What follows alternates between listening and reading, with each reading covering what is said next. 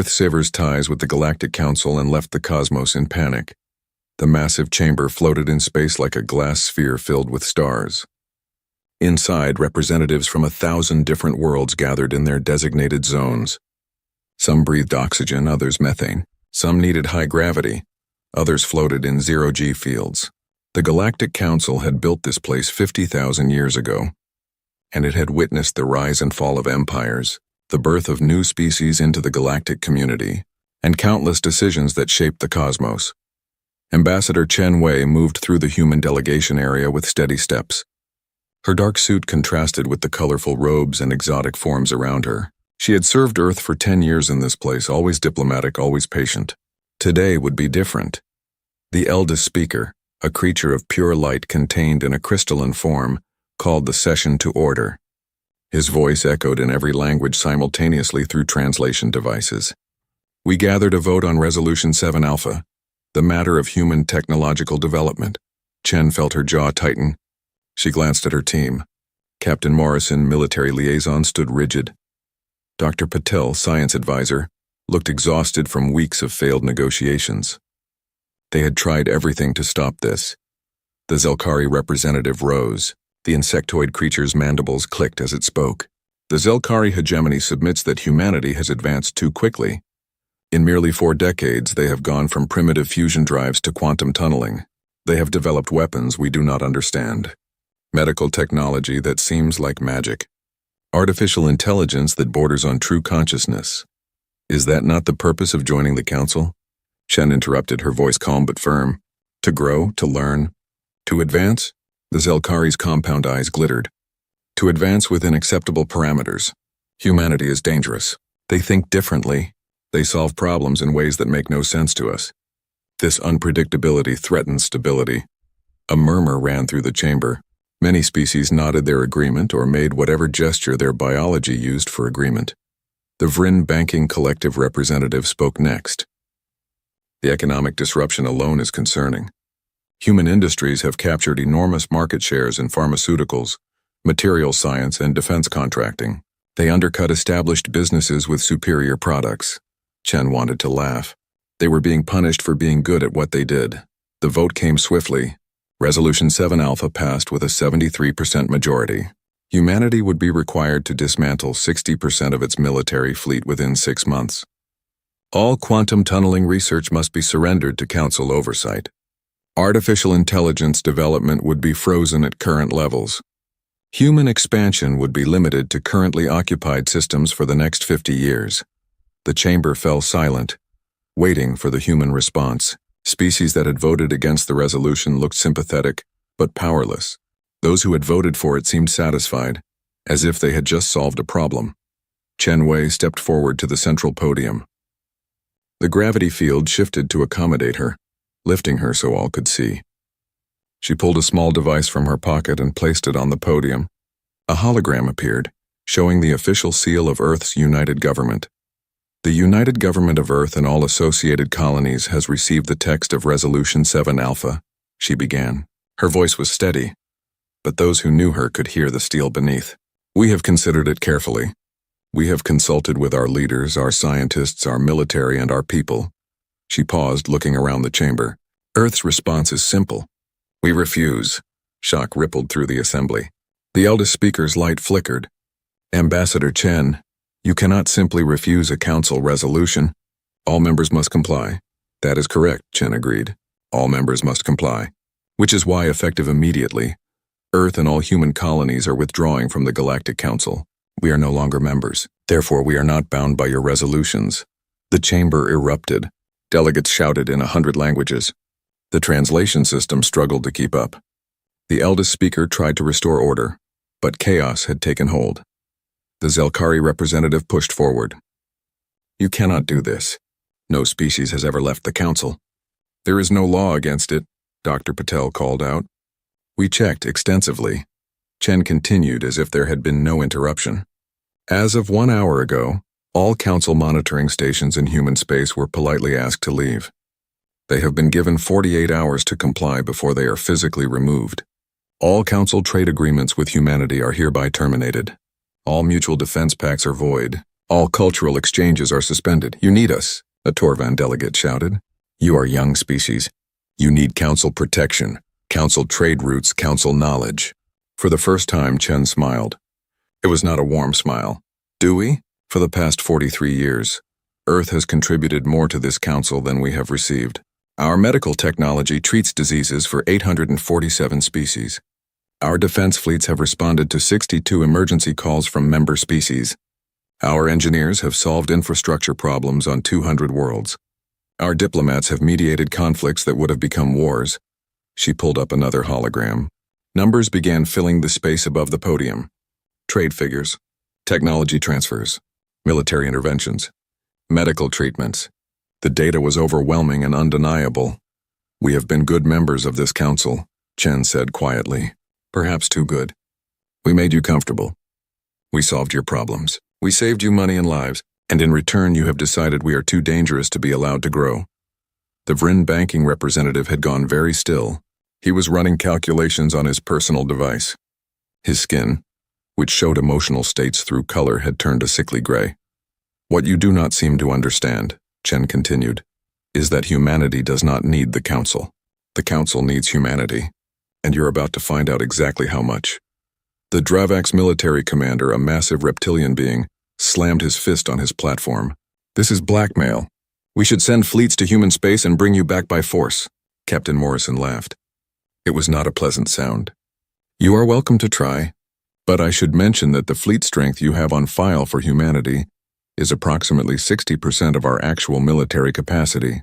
We saw no reason to advertise our full strength. It seemed impolite. The color drained from several delegates. The Dravak's commander sat down heavily. The eldest speaker tried one more time. Ambassador Chen, please. Let us discuss this. Surely we can reach a compromise. The council has stood for 50,000 years. We are meant to face the galaxy together. Chen gathered her things. The rest of the human delegation did the same. We are not your enemies, she said. We will trade with any species that wishes to trade fairly. We will provide aid to any people who request it respectfully, but we will no longer submit to a system designed to keep us in a cage for your comfort. She moved toward the exit. The other humans followed. Wait. The Vrin representative's voice cracked. He was staring at his calculations.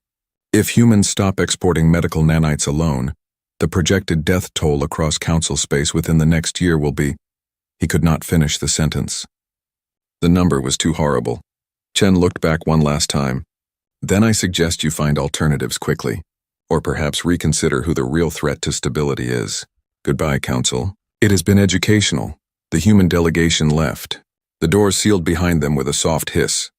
In the chamber, silence fell like a heavy blanket. Then slowly delegates began looking at their own data. Economic ministers pulled up trade figures. Military leaders reviewed defense arrangements. Medical authorities checked supply chains. One by one, they began to understand what they had done. The Vrin banking representative looked at the eldest speaker, his skin now almost white with fear. What have we done? He whispered. Nobody had an answer. 3 days after the human delegation walked out of the council chamber, the first reports began arriving. They started small, isolated incidents that seemed manageable. Within a week, they had become a flood. On the Vrin homeworld, Financial Minister Kelrak stared at screens that showed markets collapsing in real time. The Vrin were bankers for half the galaxy, their entire economy built on managing interstellar trade. Now those trade networks were breaking apart. How bad is it? His assistant asked. Kelrax did not look away from the screens. Red numbers cascaded down like rain. Human medical technology makes up 23% of all galactic healthcare. They have suspended all exports. Hospitals across 800 worlds are reporting critical shortages. Can we substitute with Torvan medicine or Zelkari treatments? We tried. 3 species have reported adverse reactions to Torvan substitutes. 12 patients died on Korvax Prime when they switched to Zelkari medication. The biological differences are too significant. Humans somehow made medicine that works across almost any physiology. We still do not understand how. The assistant pulled up another report. The defense contractors are failing too. Human-made weapons systems account for 31% of Council military hardware. They are refusing to provide parts, maintenance, or technical support. Kelrax finally looked up. His skin was turning the gray color that meant fear. Show me the projection models. What happens if humans maintain this embargo for 6 months? The assistant hesitated. Then he put the data on the main screen. Kelrax read the numbers twice, hoping he had misunderstood. He had not. Conservative estimates showed 14 million deaths from medical shortages alone. Economic contraction of 34%. 17 border systems would likely fall to raiders without proper defense systems. Send a message to the council, Kelrax said quietly. We need an emergency session. Across the galaxy on the Krell homeworld, Admiral Vex stood in the command center and watched his civilization die. The Krell were warriors, proud and strong. They had fought beside humans many times. They had called humanity friend. But they had voted for Resolution 7 Alpha. They had agreed that humans needed to be controlled. Now the Ravager swarms were at their borders and there was no help coming. Send another message to the human fleets, Vex ordered. His communications officer looked pained. Admiral, we have sent 47 requests. The response is always the same. Send it anyway. Minutes later, the reply appeared. It was a recorded message, polite and formal. Earth thanks the Krell Empire for their message. However, Earth no longer maintains mutual defense agreements with Galactic Council members. We wish you well in your endeavors. Vex closed his eyes.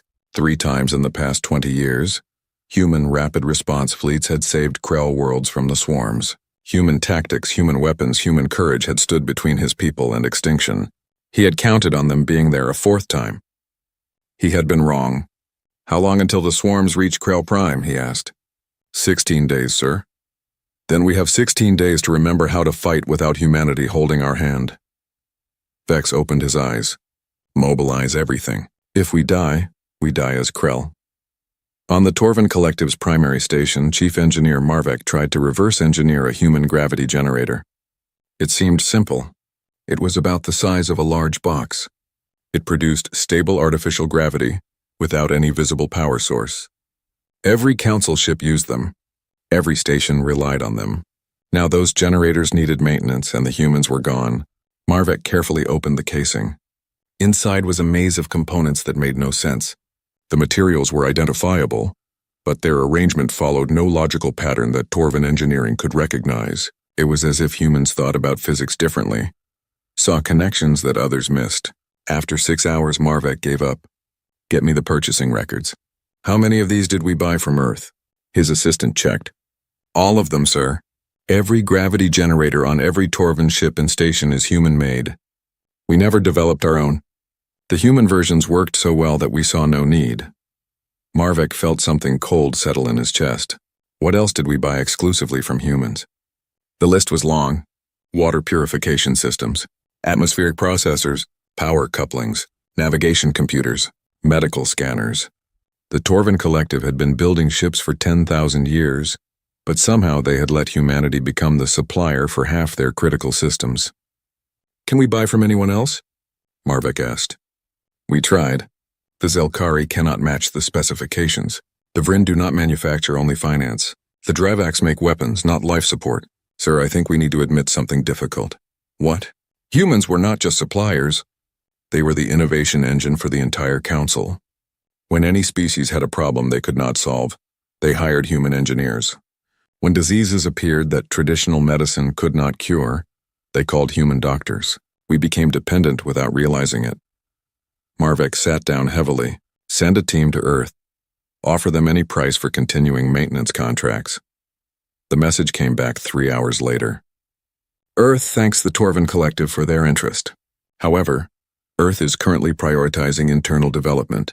We suggest you attempt to develop your own maintenance capabilities.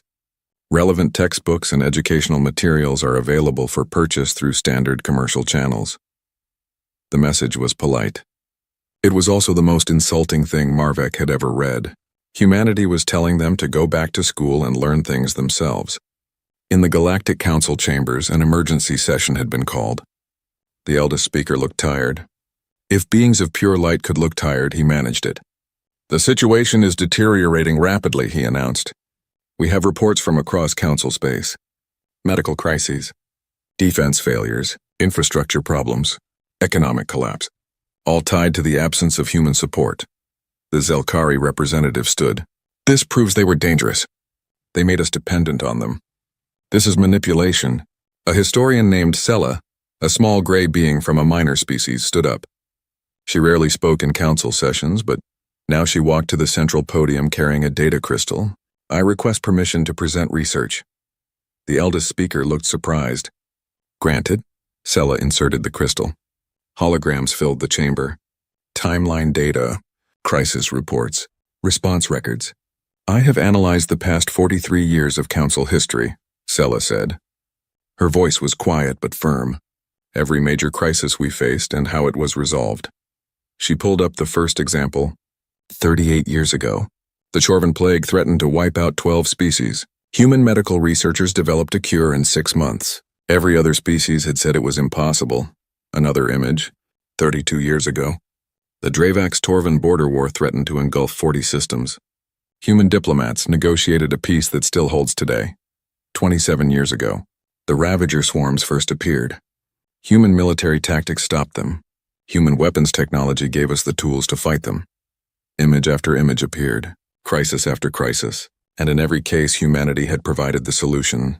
For 43 years, Sella continued, humanity has been the Council's emergency response system. When we had a problem we could not solve, we called humans. They were innovative, adaptable, and fast. They thought differently than any of us, which meant they saw solutions we could not imagine. She looked around the chamber. We did not realize we had become dependent because they made it look easy. They solved problems quietly and efficiently. We took their help for granted. And now we are discovering what the galaxy looks like without them. The chamber was silent. The Vryn financial minister stood. We need them back, whatever it takes. They will not come back, the Torvan representative said bitterly. I tried. They are not interested. Then we force them, the Dravax commander growled. With what? Captain Morrison's voice came from a communication channel. The human military liaison had maintained one link to the council. We warned you. Our actual military strength is significantly higher than your records show. Do you really want to try? The Dravax commander said nothing. I have a question, Sella said. In 50,000 years of council history, how many times have we told a member species to limit their growth, restrict their technology, and suppress their potential? The eldest speaker was quiet for a long moment. Never, this was the first time. And what does that tell us? Sella asked. Nobody wanted to answer, but they all knew. They had been afraid of humanity's potential, afraid of being left behind, afraid of losing their comfortable positions in the galactic order, so they had tried to cage the species that was saving them, and now they would pay the price. 2 weeks had passed since Earth's departure, and the Galactic Council was learning what desperation felt like. The eldest speaker called another emergency session, but this time with a different purpose. They would send their most respected diplomat to Earth, someone who had never failed, who had negotiated peace between species that had fought for millennia, who carried the weight of 3,000 years of wisdom. The Luminar known as the eldest speaker himself would go. His ship arrived at the edge of the Sol system, broadcasting every diplomatic code the Council possessed. This was humanity's home, their cradle world, the planet where they had evolved. Surely here they would listen to reason. A single human corvette moved to intercept. It was small, barely the size of a Torvan shuttle, but its weapons were online, and its trajectory was deliberately positioned between the Luminar ship and Earth. This is Captain Sarah Chen of the Earth Defense Vessel Determination, came a calm voice. You are in human space without authorization. Turn back. The eldest speaker opened communication channels. His light pulsed in patterns that spoke of peace and respect. I am the eldest speaker of the Galactic Council. I have come to speak with Earth's leadership. Surely humanity will not turn away one who comes in peace-seeking dialogue. Your request for entry has been reviewed and denied, Captain Chen replied. Her voice remained polite but completely inflexible. Earth is not receiving council representatives at this time. Turn back. I have never been refused, the eldest speaker said. It was not a boast, simply a statement of fact. In 3,000 years, every species had welcomed him. There is a first time for everything. You have 10 minutes to alter course. After that, you will be escorted out by force. The eldest speaker tried reasoning. He tried appealing to shared history. He tried reminding them of council friendship. Captain Chen's responses never varied. Turn back. Finally, with 5 minutes remaining, the eldest speaker gave the order to retreat. His ship turned away from Earth. He had been refused, humiliated, dismissed like a common messenger. As his ship left human space, he saw something on his sensors that made him pause. Ships. Hundreds of them, hidden in the asteroid belt, behind moons, in the shadows of planets. The human defense network was far more extensive than anyone had realized. They had been hiding their strength all along. Back in Council space, desperation was turning to anger. The Dravax clans had had enough of diplomacy. They were warriors, and warriors solved problems with strength. War Chief Draken stood before a gathering of his clan leaders. Humanity insults us. They abandon their duties and leave the galaxy to chaos. They hide behind their borders and mock our suffering. This cannot stand. You propose military action? One of the elders asked. A correctional expedition. We enter human space with overwhelming force. We remind them that they are young, that we are old, that they need to respect their elders in the galactic community. The other Dravax leaders growled their agreement. They began planning the assault, but Dracon's intelligence officer requested a private meeting. In his quarters, she showed him sensor data that had been collected over the past 2 weeks. Every probe they sent near human space. Every passive scan they had conducted. The humans were lying, she said. Or rather not lying, but hiding the truth. We believe they had approximately 3,000 military vessels. And conservative estimates now suggest at least 5,000. Possibly more. Their ships use stealth technology we cannot fully detect. Their weapons capabilities exceed our projections by 40%. Chief, if we attack humanity, we will lose badly. Drakon stared at the data for a long time. Pride warred with wisdom. Finally, wisdom won. Cancel the expedition plans. Tell no one why. They will say we are cowards. Better to be called a coward than to lead our warriors to certain death. Drakon sat heavily. How did we miss this? How did we not see what they truly were? Because they let us underestimate them, the intelligence officer said softly. They were polite, helpful, friendly. They solved our problems without boasting. They saved us without demanding glory. We thought they were weak because they were kind. We were fools. Meanwhile, the Council was trying desperately to replace what humanity had provided. The results were catastrophic. On the Torvan Collective's capital world, engineers finally created a synthetic substitute for human medical nanites. The testing phase seemed successful. They rushed it to production, sending shipments to 12 species suffering from various epidemics. Within 72 hours, disaster struck. The synthetic nanites were too aggressive. They attacked healthy tissue along with sick tissue. Patients began dying in agony. The death toll climbed to 12,000 before the Torvans recalled every unit they had shipped. The head of their medical research division sent his resignation. We do not think like humans, he wrote. We cannot replicate their medicine because we do not understand how they see the problem. They think in ways we cannot follow. The Council assigned the Torvan Collective to be the rapid response force for galactic emergencies, replacing the role humanity had filled. It seemed logical. The Torvans were capable, experienced, and had resources. Their first crisis call came from a mining colony on the edge of Council space. A reactor malfunction was threatening to go critical. If it exploded, it would kill 30,000 miners and render the planet uninhabitable for centuries. The Torvan response team arrived within 18 hours. They assessed the situation, consulted their manuals, ran simulations, and developed a careful plan. It would take 3 days to implement. The reactor exploded after 2 days. A human team could have fixed it in 6 hours. They had done similar repairs dozens of times. They improvised, they adapted, they moved fast. The Torvans followed procedures. By the time their careful plan was ready, there was nothing left to save. The mining colony survivors sent a message to Earth. It was desperate, angry, heartbroken. You left us to die. We supported you in the Council. We voted against Resolution 7 Alpha. Why did you abandon us? The response from Earth came from President Okonkwo herself. We did not abandon you. We left a corrupt system that tried to chain us. You are welcome to leave that system as well. Earth's doors are open to any who come in peace seeking honest partnership.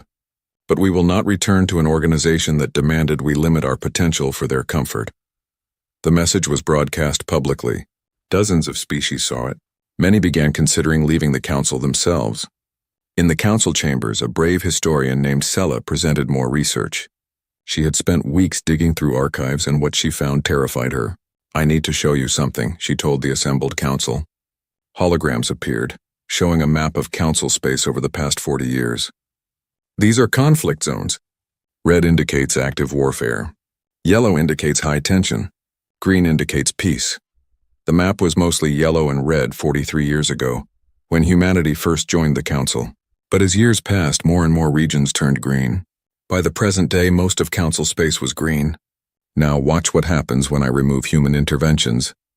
She ran the simulation backwards, erasing every negotiation humans had mediated, every conflict they had stopped, every war they had prevented. The map turned red, almost entirely red. "Without humans," Sella said quietly, "we would likely be in a state of total war." They were not just helping us. They were holding galactic civilization together. The Zelkari representative, who had pushed hardest for Resolution 7 Alpha, stood up. "You are exaggerating. You are trying to make us feel guilty." Sella pulled up more data. 3 weeks ago, the ancient rivalry between the Vryn and the Korth resumed. They have not fought in 30 years because human diplomats kept them talking. Now humans are gone and they have stopped talking. Violence started yesterday. More data appeared. The Ravager swarms have consumed 7 council member species.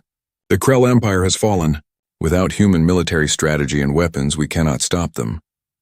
234 trade routes have been attacked by pirates, routes that human patrol vessels used to protect. 41 species are experiencing medical emergencies that human doctors could solve. The data kept coming. Crisis after crisis. All preventable.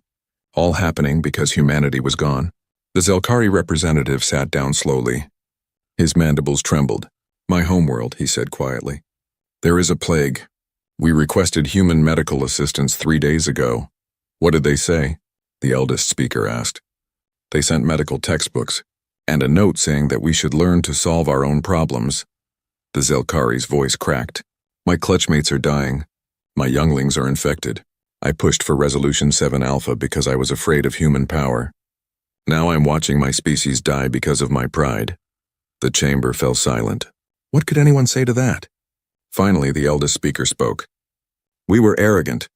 We thought we were teaching humanity their place. Instead, we destroyed the foundation that held us all together. The question is, what do we do now?" "We beg," the Vryn financial minister said. "We humble ourselves. We offer them anything they want." "They do not want our apologies," Sella said. "They want to be left alone to reach their potential. They want equality, not subordination." "Then we give them that," the eldest speaker said. "We dissolve the council if we must. We build something new, something equal. Or we watch gay 3 months after the separation." 2 very different pictures emerged. In council space, things continued to fall apart. In human space, something remarkable was happening. Dr. Sarah Martinez stood in the Earth Orbital Research Station and watched history being made. Around her, scientists worked at stations filled with equipment that would have been impossible just months ago. The quantum consciousness transfer project was succeeding. They had achieved instantaneous communication across any distance. Dark energy manipulation was no longer theoretical. "This is incredible," her assistant breathed. "We have made more progress in 3 months than in the previous 5 years. Sarah nodded. "We were always capable of this. But the council regulations held us back. Every experiment needed approval. Every new technology had to be reviewed for potential threat assessment. Every breakthrough was questioned. Do you think they were right to be afraid of us?" Sarah considered the question carefully. "They were right that we are different. We think in ways they do not. We see connections they miss. We take risks they consider foolish. But being different is not the same as being dangerous." On the view screen, she could see new human colonies spreading into regions the council had declared off limits. The forbidden zones had been forbidden for stupid reasons. Old treaties, ancient claims, territorial disputes that had nothing to do with humanity. Now, free from those restrictions, humans were expanding rapidly. They were not conquering. They were exploring, building, growing. It was what humanity did best. In council space, the Krell Empire had fallen. The Ravager swarms had finally overwhelmed their defenses. Billions of Krell had died. The survivors fled their homeworld in whatever ship still functioned, seeking refuge anywhere they could find it. Many of them turned toward human space. Admiral Vex commanded the largest group of refugees, nearly 3 million Krell on 500 ships. They were a ragged fleet, damaged vessels limping through space. Many ships had wounded aboard. Supplies were running low. Hope was running lower. "We approach human territory," his navigation officer reported. "Should we attempt to contact them?" Vex remembered voting for Resolution 7 Alpha. He remembered believing humanity needed to be controlled. He remembered his pride when the vote passed. That pride had cost his people everything. "Open a channel to Earth," he said quietly. "Tell them we request permission to enter their space. Tell them we are seeking asylum." The wait for a response felt like forever. Vex watched his screen, seeing the human defense network that guarded their borders. Those ships could destroy his fleet in minutes if they chose. Finally, a response came. "Krell vessels, this is Earth Defense Command. Please state your intentions clearly." "We seek asylum," Vex replied. "We seek shelter, medical aid, and a place where our children might survive. We have nothing to offer in return except our service and our gratitude." Another long pause. "Then Akala Krell fleet, you are cleared to enter human space. Proceed to coordinates we are transmitting. Medical ships and supply vessels will meet you there. Welcome." Vex felt something break inside him. He had expected rejection. He had expected humans to remind him of his vote, to turn them away as justice for their abandonment. Instead, humanity was offering help. "Why?" he asked. "Why help us after what we did?" The human officer on the other end was quiet for a moment. "Because you need help. That is reason enough." The Krell fleet entered human space, and true to their word, human vessels were waiting. Medical ships began treating the wounded. Supply vessels brought food, water, medicine. Human engineers started repairing damaged Krell ships. Admiral Vex stood on the bridge of his flagship and watched humans working alongside his crew. They did not mention the vote. They did not bring up the past. They simply helped efficiently and without judgment. "They are better than us," his second-in-command said softly. "In every way that matters." Vex could only nod. But the Krell were not the only refugees seeking humanity's help. Ships arrived at human borders every day now. Dozens of species fleeing wars and plagues and economic collapse, all hoping that humanity would be more forgiving than they had been. President Okonkwo stood in the emergency assembly on Earth, looking at reports from across human space. The numbers were staggering. 200 million refugees in the past month alone. More coming every day. "We cannot help everyone," Director Chen of Refugee Services said. "Our resources are finite. If we try to save everyone, we will accomplish nothing." "We cannot turn away people in need," Admiral Morrison countered. "These are civilians, children, people who had no say in their government's decisions." "Many of these species voted for Resolution 7 Alpha," another council member pointed out. "They tried to limit us. Why should we save them?" The debate raged for hours. Some wanted to help everyone. Others wanted to help no one. Most fell somewhere in the middle, wanting to help but uncertain how. Finally, President Okonkwo called for silence. She stood at the podium and spoke carefully. "We need to decide who we are. Are we the species that abandons people because of political disagreements? Or are we better than that?" "They tried to cage us," someone called out. "Their leaders tried to cage us," Okonkwo corrected. "How many of these refugees voted for anything? How many had any power at all? Should children die because their government made a mistake?" The chamber was quiet. "I propose the following," Okonkwo continued. "We will help those who come in peace. We will provide medical aid, food, shelter, and protection. But we will not rejoin the council. We will not return to a system that tried to suppress our potential."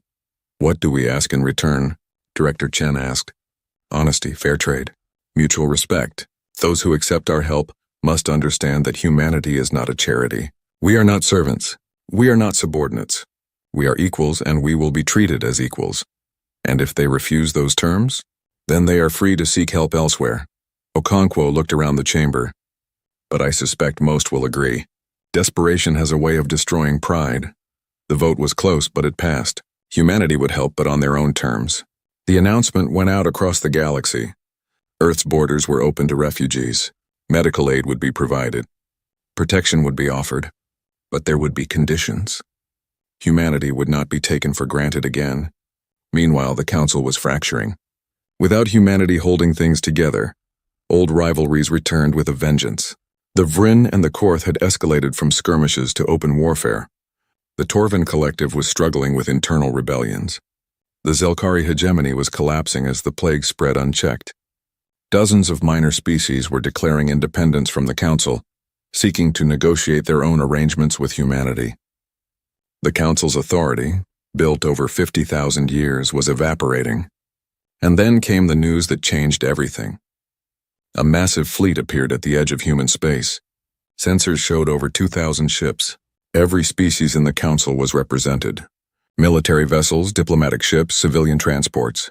It was the largest gathering of Council forces in recorded history. Human defense networks went to full alert. Was this an invasion? Had the Council finally decided to try forcing humanity back? Admiral Morrison prepared his fleets for battle. But he kept the channel open.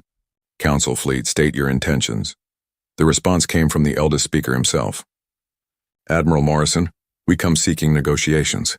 Not as enemies, but as people who have learned a terrible lesson. May we speak with Earth's leadership?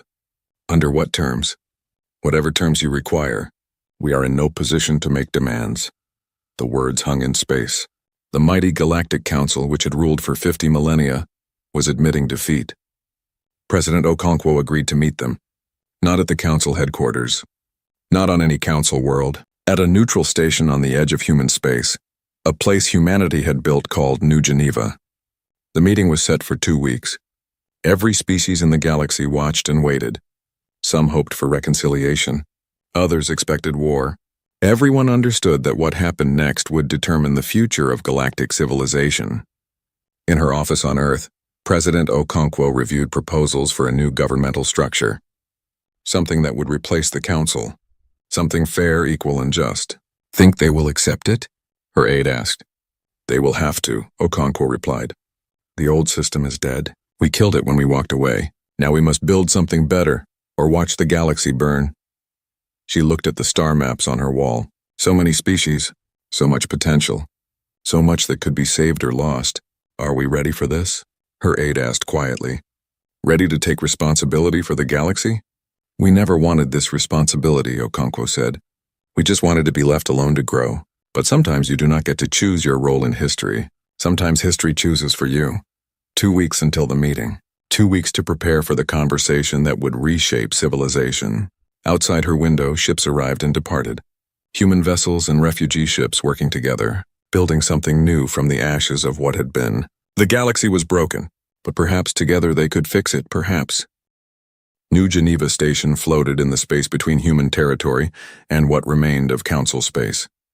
It had been built in just 2 weeks by human engineers, a miracle of construction that would have taken Council species months to achieve. The HFY Station was neutral ground, a place where the future would be decided.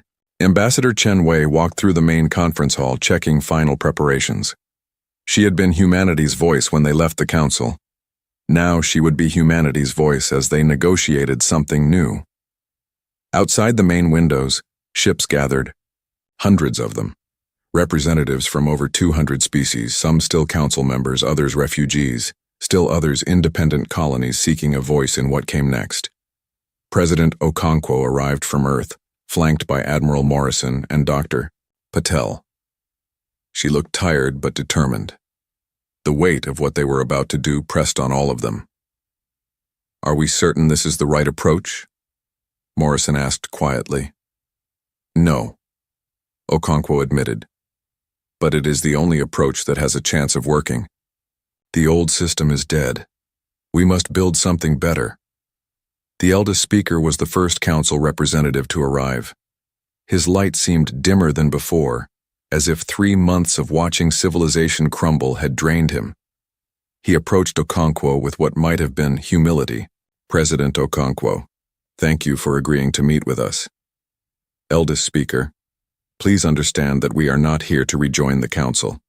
We are here to discuss what might replace it. We understand. Many of us understand now what we could not see before. He paused. We were arrogant. We thought we were protecting the galaxy. Instead, we were protecting our own comfortable positions. The Zelkari representative arrived next, and Chen barely recognized him. The proud insectoid who had pushed for Resolution 7 Alpha looked broken. His mandibles trembled as he spoke. Ambassador Chen, I owe you an apology. I owe all of humanity an apology.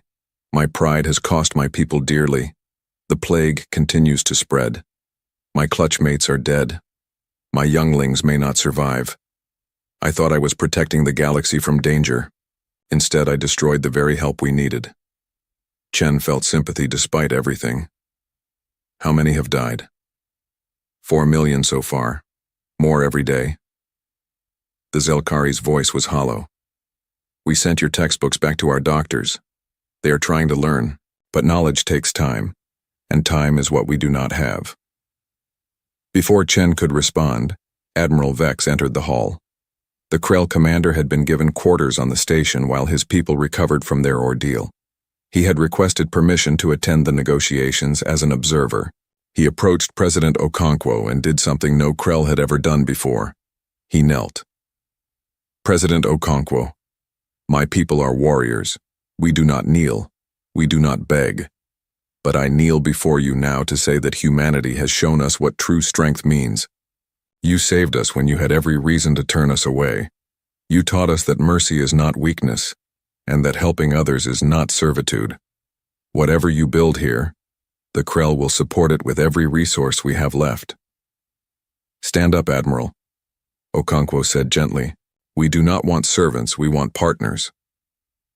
Over the next hour, more representatives arrived. Some came with anger still simmering. Others came broken and desperate. A few came with genuine hope for something better. When all were assembled, Okonkwo stood at the central podium. The conference hall fell silent. 6 months ago, humanity left the Galactic Council. We did not leave because we hated you. We left because we could not accept a system that demanded we limit our potential for your comfort.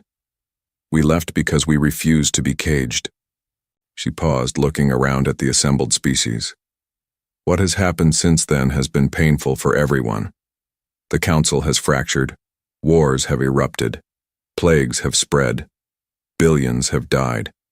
And you have come here, some seeking to restore what was, others hoping to build something new. I must be clear. The old Council is dead. It died the moment you tried to restrict a member species not for crimes committed, but for potential you feared. That system cannot be restored, and humanity will not be part of any attempt to restore it. Some representatives shifted uncomfortably. A few looked angry. Most looked resigned. But we are not without hope, Okonkwo continued. We propose something different, something better. We call it the Cooperative Commonwealth. Holograms appeared, showing the structure of the proposed new organization. Dr. Patel stepped forward to explain. The Cooperative Commonwealth is built on 5 core principles. First, no species has veto power over another's development. Every member is free to advance, to grow, to reach their full potential without artificial restrictions. Second, membership is voluntary and can be ended at any time. No species is trapped. No species is forced to remain in a system that does not serve them. Third, mutual defense is provided, but only for members who contribute. Those who take must also give. This is not charity. This is partnership. Fourth, trade is based on value, not politics. Fair exchange between equals, not exploitation of the weak by the strong. Fifth, leadership is merit-based. Species that contribute more, innovate more, and help more will have greater influence, not because of age or tradition, but because of demonstrated capability. The chamber erupted in discussion. The eldest speaker raised a hand for silence. This would fundamentally change the structure of galactic governance. The council was built on respect for age, for experience, for tradition. You propose replacing that with what? A system where the young and innovative have power over the old and wise? I propose a system where capability matters more than age, Dr. Patel replied. Wisdom comes from experience, yes. But wisdom also comes from being willing to adapt, to learn, to change. The old council became stagnant, it stopped growing. That is not wisdom, that is fear. The Torvan representative stood. What you describe sounds fair in theory, but in practice, humanity would dominate such a system. You are the most innovative species in the galaxy. You would hold all the real power. Admiral Morrison answered this time. We would hold influence proportional to our contribution. If other species innovate, contribute, and help, their influence would grow. If they choose to stagnate, their influence would shrink. That is not domination. That is natural consequence. But what about species that cannot innovate as humans do? A small delegate from a minor species asked. What about those of us who are not warriors or scientists or diplomats? Do we have no place in your commonwealth? President Okonkwo smiled. Everyone has something to contribute. The Vrin are excellent administrators. The Torvin have deep experience in infrastructure. The Krell understand honor and duty. Every species has strengths. The question is whether you are willing to contribute those strengths to a common good, or whether you prefer to hoard them for individual advantage. The discussions went on for hours. Some representatives embraced the proposal immediately. Others resisted, clinging to the old ways. A few declared they would have no part of it and left. But slowly, grudgingly, a consensus emerged. The old way was dead. This new way might work. It was their best chance. The Zelkari representative stood one more time. If we join this commonwealth, will humanity help us with the plague? Yes, Okonkwo said simply. Medical teams are already prepared to deploy. We were waiting for this meeting to conclude. Why wait? Our people are dying. Because we needed you to understand that our help is not a given. It is not something you can demand or take for granted. It is something offered freely between equals. The Zelkari was quiet for a long moment. Then he made a gesture of deep respect. We understand. We join your commonwealth. Please, help us. Medical ships will arrive at your homeworld within 36 hours, Dr. Patel said. And teams of human doctors will begin training your medical personnel, so that next time you can help yourselves. One by one, species announced their intention to join. Not all of them. The proudest, most traditional species refused, insisting they would rebuild the old council. Within a year, most of them would be back, having learned that pride does not cure plagues or stop invasions. The cooperative commonwealth was founded that day. Humanity did not dominate it, though they held significant influence. The Vrin managed the economic systems. The Torvin handled infrastructure. The Krell took charge of defense coordination. Every species contributed what they did best. And slowly, the galaxy began to heal. 5 years later, Ambassador Chen Wei stood in the Commonwealth Assembly Hall and watched representatives from 400 species debating the expansion of a joint research initiative. The chamber was noisy, chaotic, and wonderfully alive. The eldest speaker approached her. His light was bright again, restored by hope and purpose. I owe you an apology, Ambassador. One I have never properly given. We tried to cage you. We tried to limit your potential because we were afraid. I was afraid. I know, Chen said simply. We told ourselves it was for the good of the galaxy, but truly it was because we did not want to be left behind. We did not want to admit that a young species might be better at things we had done for millennia. And now, thank you for watching and comment for next part.